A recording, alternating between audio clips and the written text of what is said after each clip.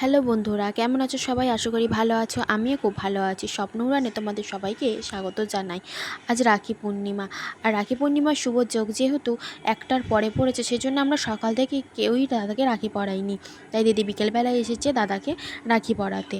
আর যেহেতু আমার থেকে অনেকটাই বড়, সেহেতু সবসময় ও আমার সাথে ঝগড়া করে, বিশেষ করে এইসব বিষয় নিয়ে। ভাইফোঁটা, রাখি ও আগে দেবে, ও আগে ভাইফোঁটা দেবে, ও আগে রাখি পরাবে। আর আমিও ছাড়ার পাত্রী নই।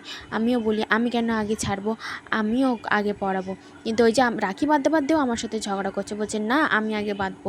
আমি বলছি যে তুই বাঁধছিস বাঁধ, আমি পরে বাঁধছি। না, ও তাতেও হবে না, ও তাও আমার সাথে কথা বলেই যাচ্ছে যে না আমি আগে রাখি বাঁধবো, আমি আগে করব, আমি তোর থেকে সব বড়, তাই জন্য আমার অধিকার সবসময় সবার আগে।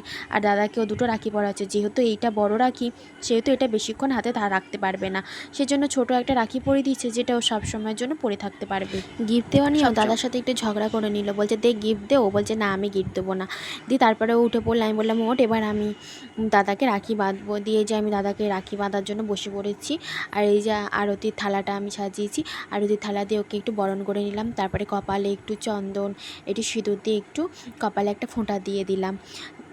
এবছর একদম বাজে টাইমে রাখি পূর্ণিমা পড়েছে, কি বলবো। শুভযোগটা সকাল থেকে ছিল না, নাহলে সকালে দাদাকে রাখি পরিয়ে দিতাম। সেজন্য উপোসও করতে পারিনি, দুপুরবেলায় খেয়ে নিয়েছি।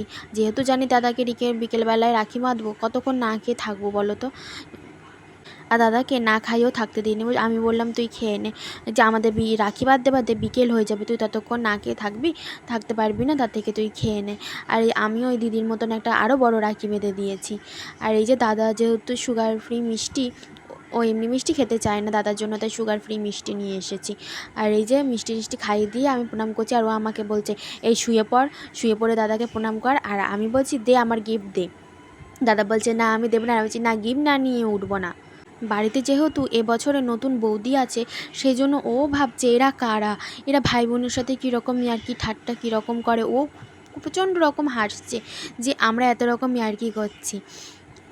আর দিদি দাদাকে বলছে যে তুই না গিফটটা এবছর দিলিই না। ও বলছে গিফট দেবো তো, দাঁড়া ওয়েট কর, গিফটটা আমি অর্ডার করেছি, গিফটটা আসো। কিন্তু আসলে গিফট অর্ডার করিনি, জানো তো। ওটাও আমাদের সাথে মজা করেছে। ভিডিওটা এখানে শেষ করলাম। ভালো লাগলে সাবস্ক্রাইব করে দিও। বাই।